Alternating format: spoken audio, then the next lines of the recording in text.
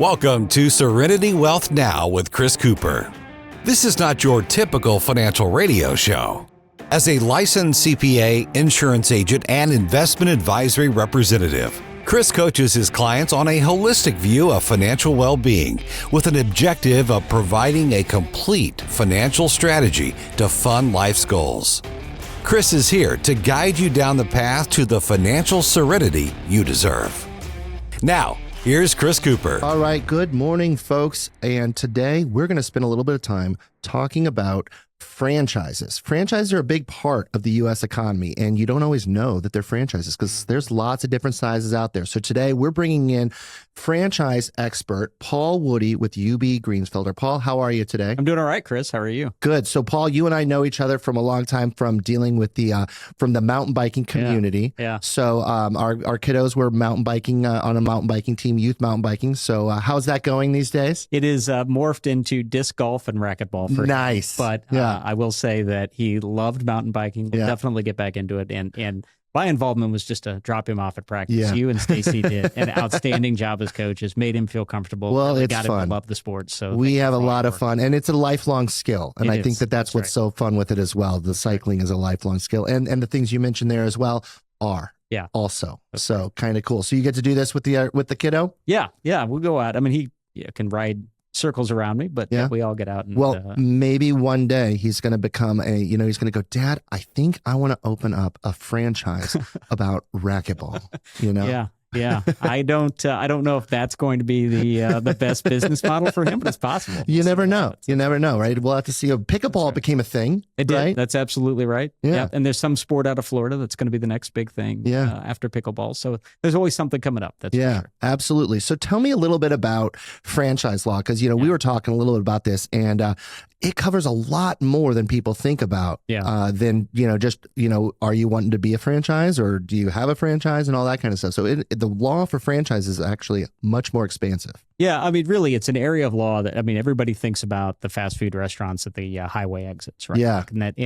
And when I talk to people, they're like, "What do you do all day long?" I mean, they can only think of 3 or 4 brands that they know use franchising. Sure. But franchising is, and you mentioned it too. It's perfect. It's the ones right off the exit. That's right. That's who you think it's about. the hotels and the restaurants right off the exit. Yeah. But franchising is a model that's used by a surprisingly large number of industries. I came to it through recreational sports. I worked for a large recreational sports franchisor here in the St. Louis area. That's how I got into franchise law.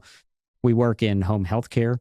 If you go and get a massage, or if you get your eyebrows done somewhere, that's likely a franchise. Yeah.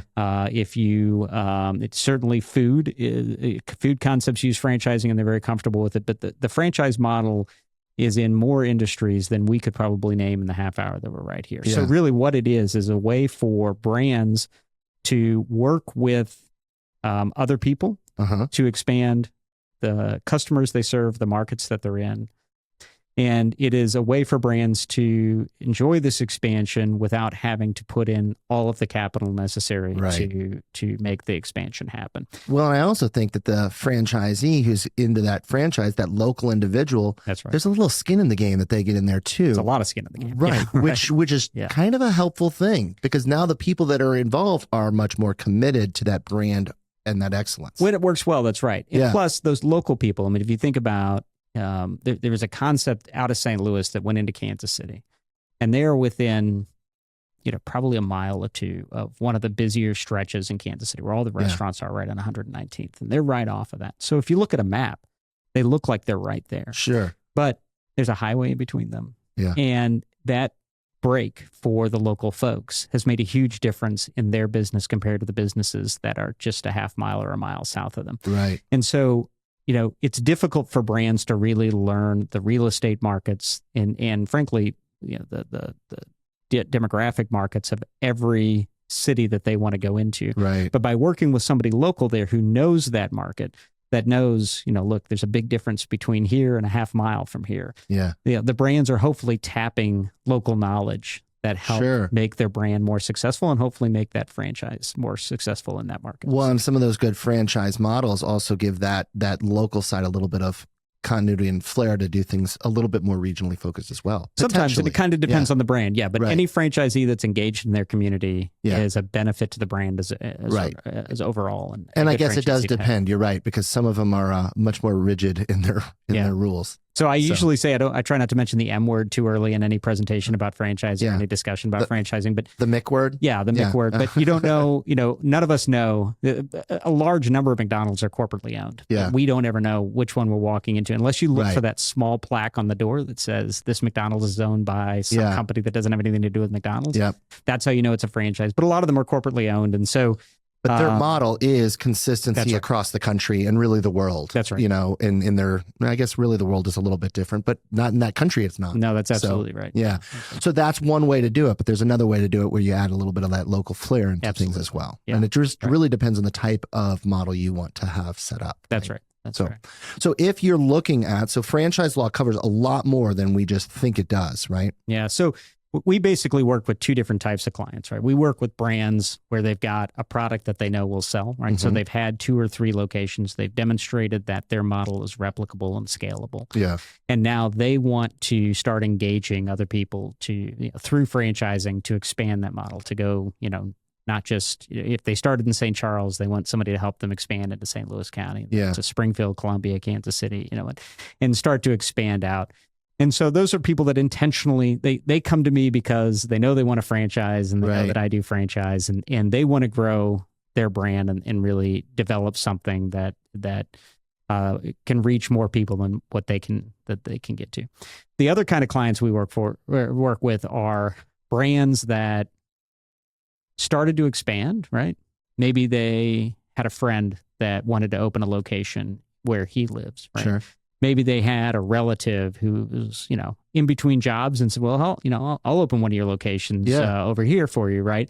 Maybe they had an investor that came and said, I'd like to help support your brand. And so, I'll give you X amount of money. And if you'll let me open a couple of locations in my hometown.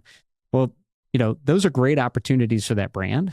But they would, because the brand owners didn't know that there were franchise laws out there, because they didn't maybe even realize that they were franchising. They may not have intended to franchise. Right. They didn't think about it like that. Yeah. Maybe because they said, well, I don't think I'm ready to franchise yet. Maybe we'll just call this a license agreement rather than a franchise agreement. They thought that they could enter into these relationships just based on a contract. Sure. And those brands have already fallen into the trap of basically franchising, whether they called it that or not. Yeah. And sold those arrangements, those license agreements, those franchise agreements, whatever they called them, outside of compliance with applicable franchise regulations. So now they've expanded 2 or 3 times.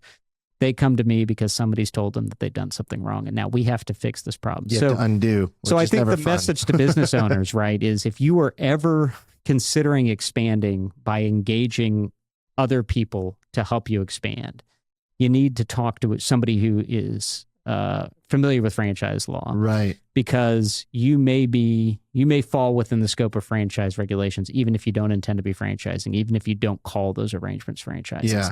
And so it's a huge risk because it's a blind spot for a lot of business owners. Business owners know, I don't know what the ADA is, but I know I have to comply with it, right? I don't know all the requirements of OSHA, but I know I have to comply with it. A lot of businesses, particularly entrepreneurs that are expanding, don't even have in their field of vision franchise regulations. Right. And so they tend to violate them without knowing. Well, because most of the folks that are business owners and entrepreneurs starting up a business, they don't think about the financial things. They're not cash flow experts. They're not P&L experts. They're not insurance agents. They're not attorneys. They don't understand the importance of those documents, and because they're like, oh, well, today I have to figure out how to get this customer served. That's right. Grow my business, and this is a great opportunity to reach new people, do what I do, and do it effectively for myself and my family. That's right. And oh, by the way, I have to also go take out the trash in a minute. That's right. That's the last thing they're thinking about. And so many of the clients that come to us to fix, a franchise that they didn't realize was a franchise, or to help them deal with the compliance issues, they operate the way that a lot of business owners operate. If I'm being honest, if I can back up the information I'm giving people, right? If it's documented. And if I'm not trying to pull one over on someone, how much trouble can I really get into with the law, right? I mean, because our guts tell us, just be honest and be upfront. Yeah, and you're not trying to do anything. Yeah. And unfortunately, with franchise regulations, you can be honest, you can have documentable information, and you can be trying to act in good faith and do right by the person you're working with and still end up violating several different kinds of franchise regulations. And so it's really incumbent on us as franchise attorneys to work with those brands and help them calibrate their instincts so that they know, because this is a highly regulated relationship. And I'll explain why. And when you think about these franchisees, like you said, these franchisees have skin in the game, right? They're giving money to the licensor or the franchisor, sure, and then they are investing. They have a lot of the startup costs in their column, right? The identifying a location, entering into that long-term lease, right? And a lot of times they're the ones that the lease is on too. That's almost every time, unless the franchisor owns the real estate. And even then, it's still on the franchisee. And the build out of and purchasing the inventory and all of the equipment necessary and doing the marketing locally in order to promote the brand. So the franchisee's taking on a lot of responsibility. Yeah. And so the United States, both on the federal level, this is one of the few areas of law, not to get too legally geeky, but a few areas of law where there's federal regulations and a number of state regulations, and the federal law doesn't cancel out the state regulations. So you have to comply with both. And all the states are the same, aren't they? No, so there's was a joke. Patchwork of state regulations, and so, but all those regulations are there to protect franchisees from getting kind of hoodwinked into a relationship that isn't what they were promised, or making a large investment without knowing what they're getting into. And so, from a brand standpoint, if you're looking to expand, even if you're working with your brother-in-law, even if you're working with your high school buddy, right? Even if you're working with an investor who's given you a lot of money because they term it as an investment, right? There are legal protections for all of those people that those folks, even your relative, cannot waive, right?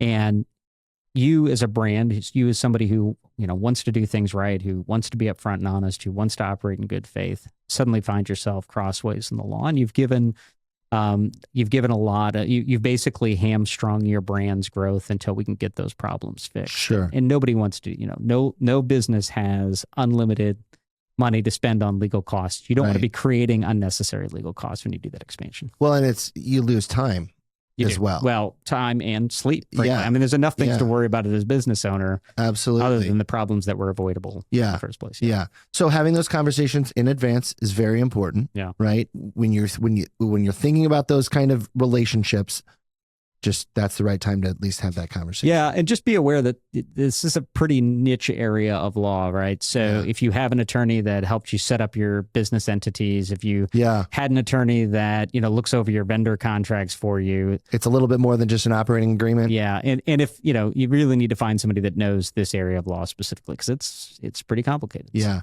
So at what point in time? So we mentioned business expansion, right? Yeah. So you're doing well, you're serving your community, you're part of the community, and you're seeing some good success, and you see, hey, there's this location over here, or like you mentioned, you've got a relative that says, hey, I live over here and I think what you guys do is great. I'd love to be involved.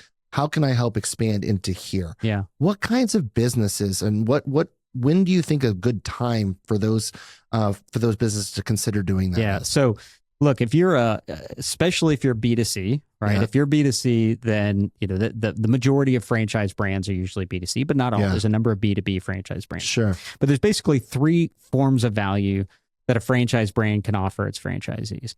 If you have a product that nobody else can get, so I represented a family entertainment concept. Okay. Where they have created, let's call them attractions, right? That they patented methods that increase the fun. Okay. If I described how it increased it, I'd be giving away who the client is. They are located here in St. Louis. That was one of the stipulations. They are really growing quickly, but they have a patent on what makes their concept work. And so the only way to access that technology is to be a franchisee brand. But and so they've got something that works in the area, that works in that community, and it is scalable. That's right. And replicatable. That's right. And they have that rights, if you will, which is what the patent is, the rights to do that for that geographic area. And it's proven that it can work in other and it should work in other areas that's as well. right. It is. Yeah. And they actually opened up 2 or 3 locations in different markets to prove it. Yeah. But if you've got a product that nobody else can get except through you, if you have a method of doing business in an industry, you and I were talking about one of the microbrewery and pizza concepts that I worked with earlier. They've got a product that is relatively easy to set up, that has, through their multiple locations they've shown is marketable and desirable in the market, the people consumers like and that will frequent. So if you are somebody who wants to start a business, but you aren't a microbrewer, right? You aren't somebody who knows how to make pizza. Right. You don't know how to set up and run a restaurant, right? Yeah. The franchisor offers you a business model where they say, we'll teach you how to do all this stuff. Right. Or potentially, and the recipes, right? Well, which is a lot of recipes, which is a lot of the food. Right. That's why a lot of the food gets into that equation too, because there's recipes involved in that, right? And then the third thing a franchisor can offer a brand is a brand, right? Or offer a franchisee as a brand. So, nobody buys a McDonald's because they think that's the best burger in the market. They buy a McDonald's because they know that brand is popular with consumers and they want to buy into that brand. Right. So if you have a concept where you have a unique product, or if you have a concept where operating a location, you can teach someone how to operate that location, even if they have little to no experience in your industry. Or if you have a concept with a brand that is valuable, and it doesn't have to be as big as McDonald's. It can be a brand that's known locally, right? Where people want to build their business on that brand. Yeah. You have something to offer franchisees. And so I think the most important thing for businesses that have that think they have one of those unique elements traits, or maybe more than one to offer to franchisees, what they need to start doing before, the brother-in-law comes, before the investor comes, before the high school buddy comes and offers to open up a location, is to show it's scalable, right? Open 2, maybe 3 locations. Yep. Right. Operating consistently. Show that, that's exactly right. Show that you can create that uniformity and that consistency. Show that it works in multiple places. I'm working with an acai bowl company here locally, and they have a location, in a strip mall. They've got a location in a food court, and they have a location in a gym. And they intentionally opened those 3 locations because they wanted to test their brand in 3 very different kinds of markets. Sure. And then you need to operate those multiple locations for at least enough period of time where you can judge and compare the financial performance of those locations. And if it's strong enough, if you're making a profit, enough of a profit that you could pay a royalty to, a franchise or something like that. If you can make the numbers work, now you have the information that you can go out into the franchise marketplace and say, and offer this to franchisees. And so there's some legwork that usually, now you have to change how you think about things too, right? Because you're operating under your brand and your locations, and you've got your own, sets of risks, of course. That's right. But now you have to switch around what you're doing and thinking about things a little bit differently as well, because your offering is now, your consumer isn't the end consumer. That's right. Your consumer is the person that you're partnered with. Yeah. If you love making the pizza, then franchising's not for you. Right? Yeah. But if you have vision for your brand that's bigger than you making people pizza every day. Right. Then this is a model that's been shown that can be successful to do that, right? And so if you want to step out some of the control, pizza, don't you? Well, I mean, yes, you do, right?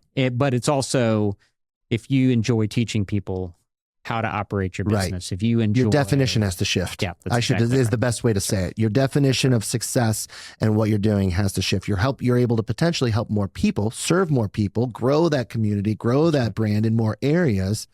And quite frankly, using other people's capital and risk as well, which is always a big thing for business owners. Yeah, and understand using that capital means that they're keeping a lot of the revenue and you're getting a percentage of it, right? Right. But on a scale, on a volume level, if you can do that, then it can be a really successful business model. Now, and maybe you're selling them.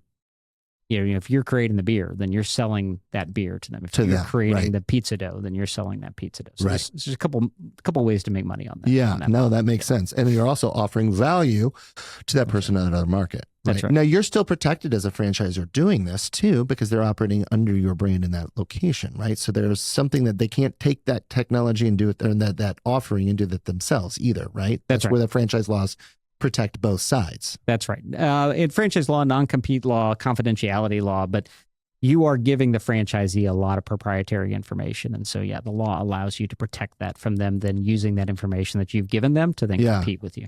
For at least a certain period of time. Sure.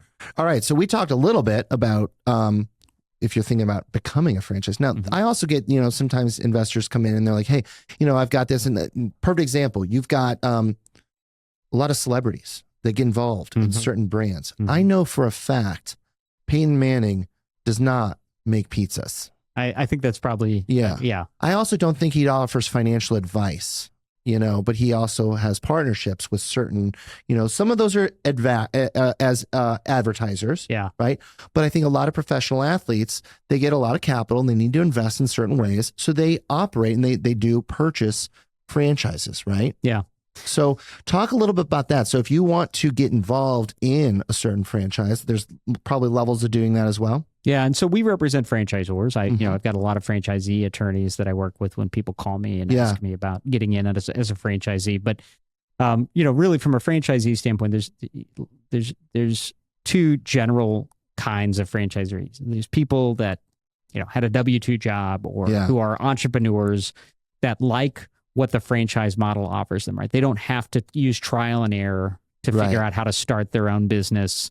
Because there's 100 decisions you got to make as a new business owner, and if you make one of them wrong, you can do 99 right, make one wrong, and tank your business, right? Yeah. And so they're attracted to the model that a certain franchise brand offers them, so that they have the confidence that somebody who's done this already and has shown it works, they're now getting to benefit from that experience and that model, right? The other side, and we're seeing this increasing. It's not just celebrities that have a lot of money, but it's a lot of private equity. Yeah. Because the franchise model does work on a scalable level. And so private equity has certainly come in and impacted the franchisor side as they've acquired brands, but private equity is also involved on the franchisee side. So if you have experience as a private equity company or a family firm or, a small group of investors where you know how to run restaurant concepts, you're starting to see larger and larger institutional dollars go into buying franchises in multiple brands because there's revenue to be made and it's a proven model. Right. And there's a lot of predictability to it. I think that's the same with the athletes right now. I think that Drew Brees got into franchising because he had a lot of money to spend, but he also wanted to make sure he got a return on that investment. And there's some, if you choose the right franchisor, there's some, security that comes with joining and establishing an existing brand with a operating model that works on a product that you think is going to be in demand for, an extended period of time. And I think you hit on a key word there, predictability. That's right. Right. Yeah. And for certain revenue streams, it's nice to have some predictability because not all markets are predictable, and including, even the pizza market. It's not fully recession proof. Right. But you know what?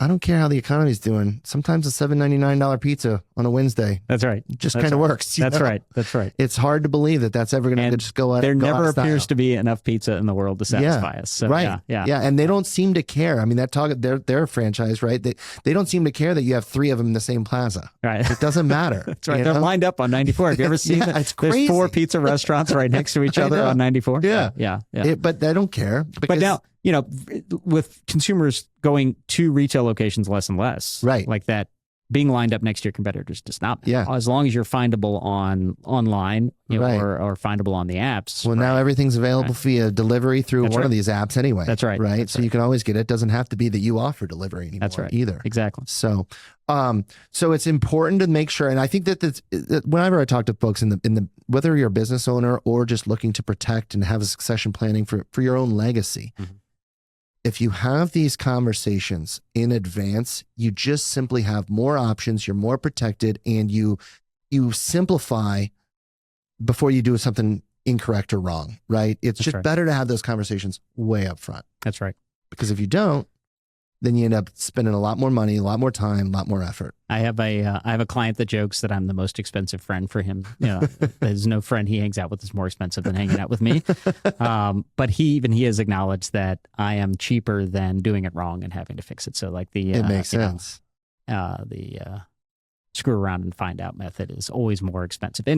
And I have a couple clients that I run all their questions through AI because I know they have ChatGPT the question before they send it to me, and I want to know what ChatGPT told them. Yeah, I want to know what AI told them. so that I can, when I come back with something that's inconsistent, I can explain why ChatGPT got it wrong. But this is, like I said, a specialized area of law. Part of what I do outside of the firm is I teach franchise law at SLU Law. Yeah. Because when I go to franchise legal conferences, there are about 800-900 attorneys, some of which are litigators, which means they're only solving problems after problems they happen, arisen, right? which is they're not like the best me, time. which is to address them ahead of time. That's the worst time. And some of which are franchisee attorneys. You always want to avoid court, period. That's right. That's absolutely right. I agree with you. More attorneys should be thinking about that. Unless you're enforcing your agreement, and then you got to do what you got to do. But, unfortunately. So there's not a lot of lawyers that are in this practice area that are really adept at it. And there's also almost no law schools that teach this. We are probably one of about 10 here in St. Louis that actually have a course on franchise law. And so a lot of attorneys, they get into it on accident. They either go to work for a franchisor and have to learn it like I did, or they are working at a firm where they get a franchise client, or they have somebody that knows franchise law and they get brought in on that work. But what I'm trying to do is to give attorneys, especially attorneys that are going to be representing entrepreneurs, exposure to franchise law so that they don't have the blind spot that a lot of their clients do. Right. And whether they specialize in it or not, they can at least spot it and get their clients to specialists when they need it. Absolutely. That's really important to protecting entrepreneurs. Well, and that education on, I get it because I do a lot of that education as well. That's and, right. I do education with consumers, just like I've seen you do. You get out there and you talk to future entrepreneurs about those kinds of things, but you also have to educate your community. Mm-hmm. And, there's certain things that we are experts in and within our community, and you have to share that message to your community because that belief in education can't just stop. It's not a 9-to-5 thing. It's not in what you do. That's right. It has to go from an industry perspective as well. That's right. Because you can't be everywhere. And I think it's really important for entrepreneurs. They get so caught up. There's so many issues that need to be dealt with today, right? There's just so many demands on their immediate time. But the best entrepreneurs are those that are looking long-term. And really a lot of that is part about their financial planning. They're not going to own this business forever, whether it's because they sell it, whether it's because they move on to something else, whether it's because, hopefully God decides that it's time for them to no longer do this, right? But it's that financial planning so that you can, the time and effort that you're investing today pays off for you and or your family. Yeah.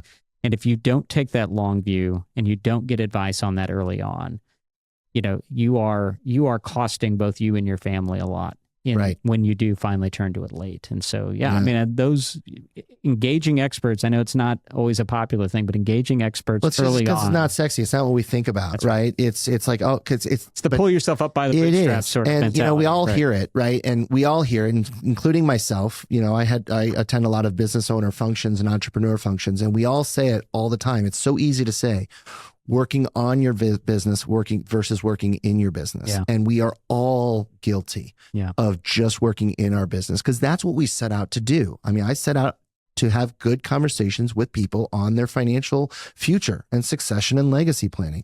But that doesn't mean that I have a pass to, avoid working on my business as well. You have to. That's right. It's just not the easiest thing for us to transition to do. That's right. But franchisors do that because they're looking at something bigger. And that's what, as an attorney, I know all the ways things can go wrong. And so that makes me very risk adverse, which is what you want in an attorney. Well, that's what you want people thinking about that. That's right. Oh, by doing this is what could happen. You got to avoid this potential situation. But you have to have that conversation to measure that risk. It is very energizing for me to work with these entrepreneurs who really are putting it all out there to build something better for themselves, for their families, for their franchisees if they have them. And that's inspiring to me, and to be able to be a part of that. And I think that's probably the same with you when you're helping these business owners set up their financial plan, their future, their roadmap.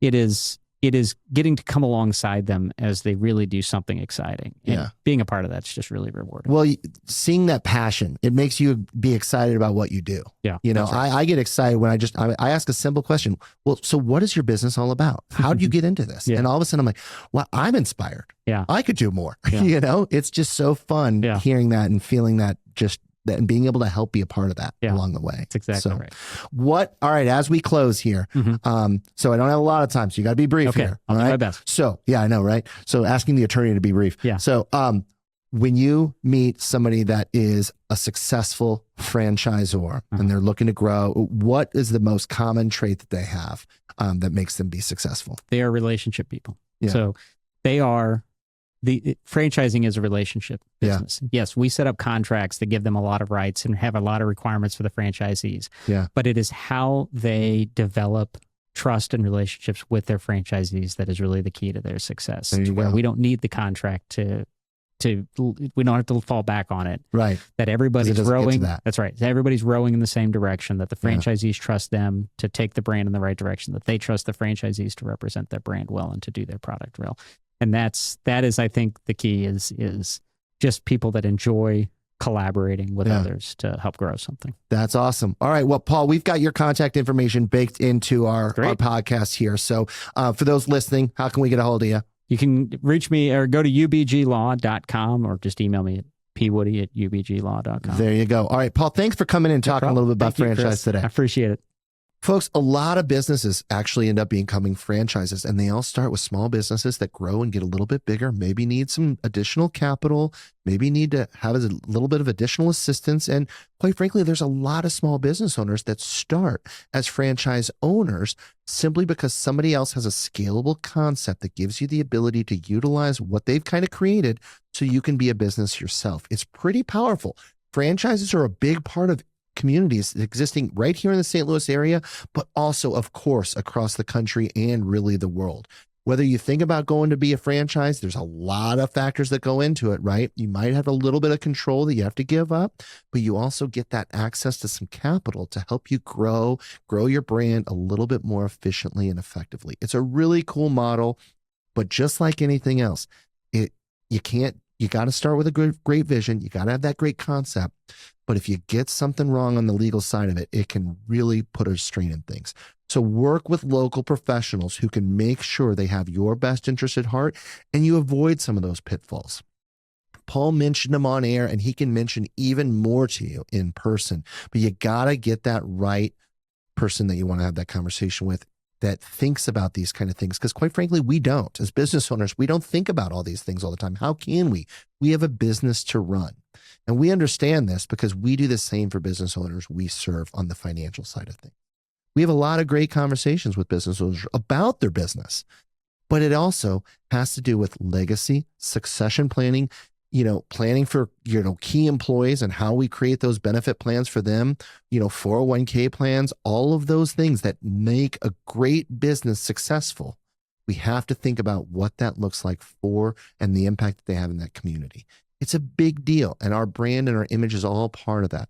So if you need to have a conversation about your business needs, succession planning, legacy planning, how to make sure you're getting the most tax-advantaged way of saving for yourself and for your employees, give us a call. Let's have a quick conversation. Make sure you're on the right path, because the financial serenity path makes sense for everyone. We all deserve financial serenity, and we want to make sure you're on that right path too. So pick up the phone, have a quick conversation. More information, Serenity Wealth Now. Thanks for listening, and tune in next week. Serenity Now! This is Serenity Wealth Now with Chris Cooper. Request a free copy of Chris's latest book, The New Holistic Retirement, by visiting SerenityWealthNow.com. Investment advice offered through Fortis Capital Advisors, LLC.